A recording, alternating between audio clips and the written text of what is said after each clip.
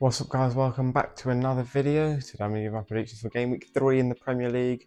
Chelsea Fulham, starting off with a West London derby. The SW6 derby, obviously I quite hate both of these teams. Both are still unbeaten. Chelsea won a London derby last week. Fulham have drawn both their games so far. And they did actually beat Chelsea at Stamford Bridge for the first time ever in the Premier League last season. I don't think they're going to do it again though. I've gone 2-1 Chelsea. I think that their squad is just a bit too strong. Boy Facundo Buonanotte looks like he's joining them, and I am so sad, man. Like, I love this guy. He reminds me so much of Paulo Dybala, who, for those that don't know, is one of my favourite football players of all time. Probably the first football player that I properly started watching. And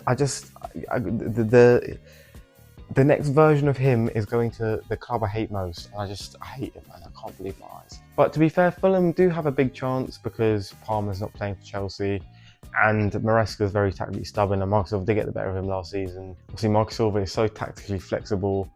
So, you know, if Chelsea aren't like 2-0 up before the 60th minute, Fulham could definitely get back into it. Manchester United against Burnley. Now, this is a really big game for Man United in particular. Burnley did beat Sunderland last time out and got their first win of the season. I did mention in my pre-season video that I think a good start for Burnley is actually detrimental to their season because it will mean they keep Scott Parker for longer and that dwindles their chance of survival later on, whereas if they sacked him early, brought in Sean Dyche, they probably would survive. Man United have been horrible. You know, they drew with Fulham last week. They didn't play particularly great, especially considering they spent £200 million on 3 new forwards. But they just got knocked out of the Carabao Cup by Grimsby Town, who are in the 4th tier of English football.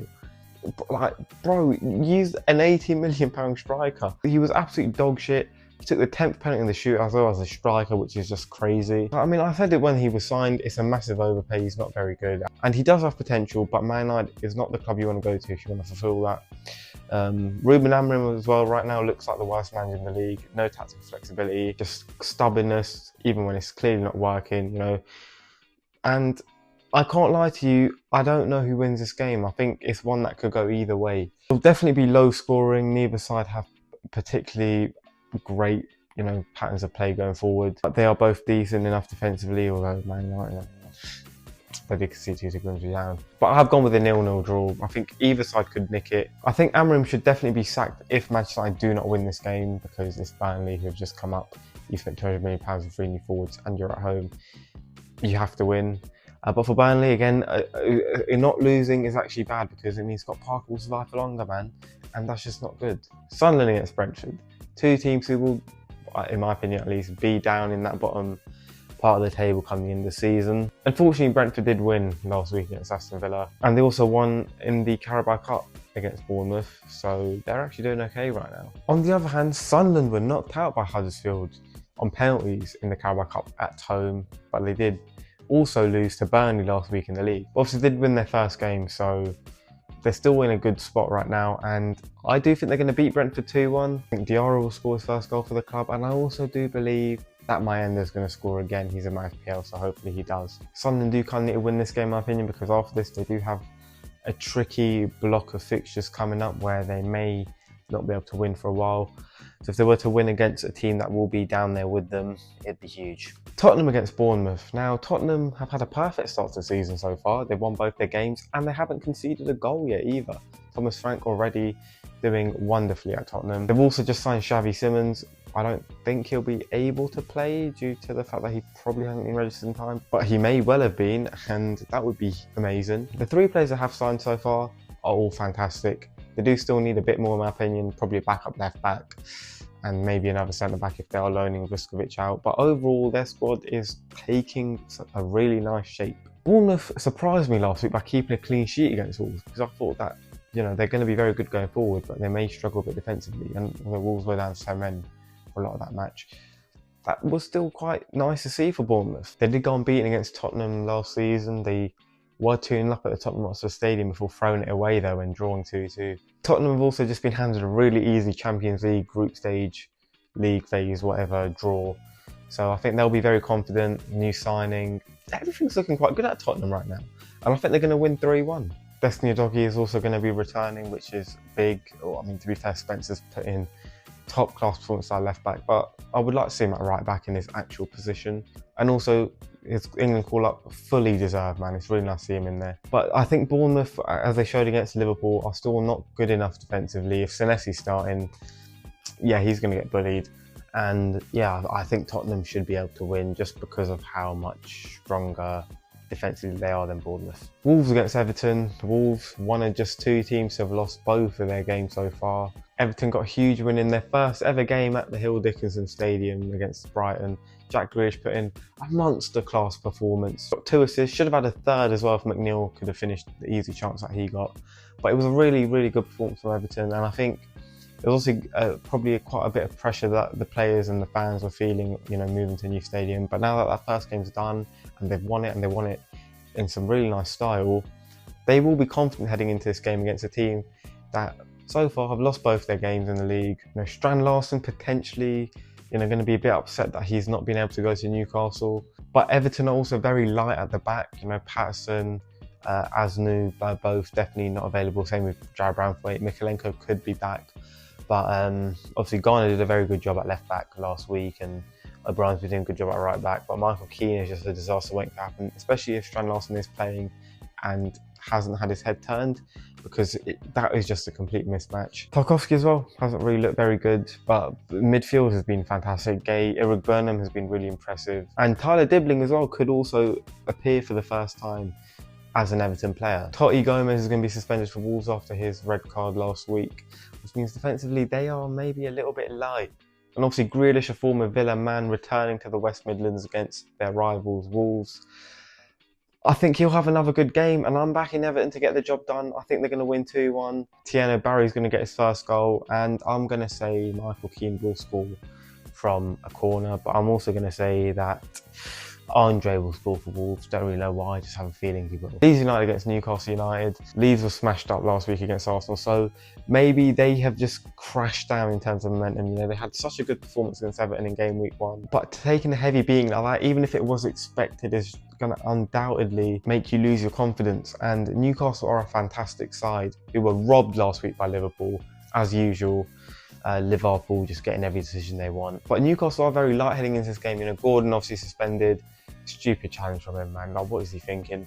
Joel Linton injured. Tonali potentially out as well. Isak still being a little rat. They are very light in that forward area, because I don't believe Nick Woltemade has been registered yet. Obviously he could have been, but will he start straight away?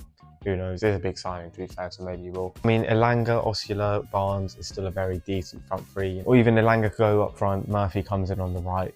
That's more than capable of beating Leeds United, in my opinion. Obviously, it'll be an emotional day for Sean Longstaff, the Geordie boy who has gone to Leeds. Got a feel for Leeds, man, because it was a tough start to the season for them. And Leeds were dumped out of the Carabao Cup by their big rival Sheffield Wednesday, who still have Chansiri as owner, still have no money, yet they knocked Leeds out. Do you know what I mean? That's kind of mental. I just feel like Leeds will get caught out on the counter a few times against this Newcastle side, and that will be why they lose. Brighton against Manchester City. Now, this game could go either way, in my opinion. It's a tough one to call, but a lot of it will be decided based on who is starting the match. If Lewis Dunk starts for Brighton, I think Manchester City are going to win the match comfortably. If Ruben Dias starts for Man City, then Brighton will feel confident that they can get something. Brighton went unbeaten against Manchester City last season and actually won at home despite being 1-0 down. So, you know, they should be feeling quite confident, especially after Man City's performance last week against Tottenham. And the fact that Brighton don't really tend to lose at home. Jeremy Doku v Matt Weaver, if they are both starting, would be an incredible battle as well, because obviously we know Doku's a 1v1 specialist. But Max Weaver is making like 5.3 tackles per 90 as a Brighton player, which is just incredible. Brighton loaning out Facundo Bonanotte is just so stupid to me. Like, he is so good. Just why are they not using him? I don't know. But they still do have a very good squad, and I'm going to go with a 2-2 draw. Like I said, it could go either way. I've played it a little bit safe. I guess safe would have been predicting a Man City win, but I think Brighton are strong, man. They can definitely hurt Man City. But if Lewis Dunk is starting again, then Manchester City will win comfortably. It'll be 3-1 if Lewis Dunk's starting. Nottingham Forest against West Ham. Nottingham Forest, I mean, they've had some stuff going on behind the scenes, but they've made some pretty good acquisitions, as they always do in the transfer window. Marinakis, whatever you may think of him, is a great football owner. West Ham are completely on the other side, man. They're like they're at the lowest they've been in years, man. Like the lowest they've been in my time of properly watching football, at least. You know, like usually there's something that you're excited about as a West Ham fan, but right now they're all just, you know, gloom and doom. You've got a horrible owner, horrible stadium. The players on the pitch are just, some of them just shocking. Like, do you know what I mean? It's just a bad time to be a West Ham fan right now. I have made some good signings though, but Potter, I can't lie, I may have overestimated you, my friend. I thought you were going to do good things at West Ham, but you have been nothing short of a disaster so far. And going away to City Ground is not easy, especially when Graham Potter he doesn't adapt enough, man. Like sometimes you just got to go defensive. Just be a bit more defensive in this game and you might have a chance.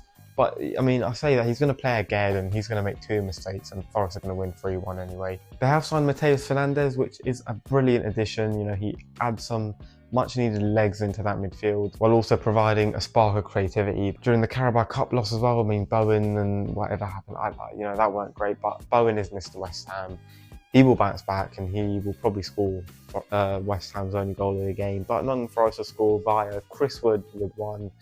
I'm going to say new boy Calimundo gets a goal too, and just because I've got him in my FPL and I love him, I'm saying Moreno, man. I might be wrong with that, but we'll go with it. Liverpool against Arsenal, a huge game between 2 of the main title contenders.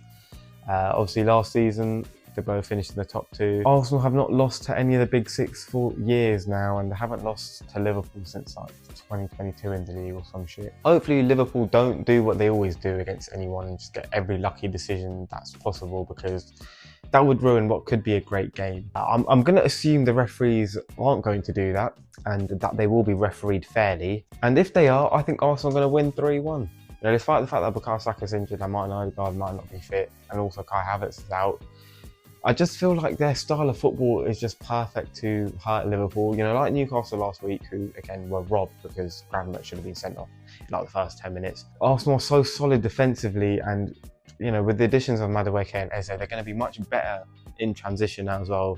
Liverpool showed against both Bournemouth and Newcastle they are not good defensively, and you can easily hurt them. Like Konate is awful. Fullbacks go way too hard up the pitch. The midfield isn't physical enough. I think Zubimendi and Rice are going to definitely exploit that. Eze, Madueke are going to do really well. Gyökeres, I don't think he'll have an amazing game, but he'll occupy Konate very well. Liverpool will score because they are so good going forward, but like Wirtz, for example, has been really poor so far. He will obviously be good, he's a very good player, but he's been awful so far. Ekitike has been brilliant, and I think Arsenal should have tried to sign him ahead of Gyökeres because he just is better. But I think this is the game that really shows everyone that Arsenal are here to win the title this season, man. You know, their performance against Man United wasn't amazing, but the performance against Leeds last week, I know it's only Leeds, but it was really, really good. And obviously Max Dowman was brilliant in that game. Nwaneri will get a lot more responsibility this season. Hopefully it is, but I do hope Arsenal win. Aston Villa against Crystal Palace. Now, over the last few meetings, especially since Glasner's taken charge, Crystal Palace have had Aston Villa's number. You know, they just don't lose to him anymore. But Crystal Palace have just played in their Conference League second leg qualifier, and they drew 0-0, which is just like, you know, they won 1-0 in aggregate against a team from Norway. So they couldn't rest anyone, which means that they will probably be a bit tired heading into this game. And Villa will not get a better chance to beat Crystal Palace and end this horrible streak that they're on against them. With that being said though, I mean, Villa haven't been very good this season. They were horrible against Newcastle, especially that first half. Against Brentford last week, not great either. So Unai Emery really does need to step it up. Yeremy Pina could make his Crystal Palace debut as a replacement for Eze. To be fair, as replacements go, it's not too bad. He's a very good, talented young player, like Eze was when he signed, who obviously could become a top level player, but we have to see how quickly he can adapt. I just think the fatigue will take over, man, because like Crystal Palace have no depth. And when you're going into a European season, I know it's only the Conference League, but you need some players that you can bring in, man, and they just don't really have that. So I think Aston Villa will win 2-1. They have to win. If they don't, then they aren't going to get into the Champions League this season, at least not via the league. But as long as Aston Villa do not go behind early, they should win, because Palace will be knackered by the end of the game, man. Goal scorers, I'm going to say for Crystal Palace, Mateta will score, and for Villa, we're going to say... I'm going to say Morgan Rogers will score, and I'm also going to say Amadou Onana is going to get on the score sheet. Those are my predictions this week. Let me know what you think in the comments down below, and I'll see you soon for another video.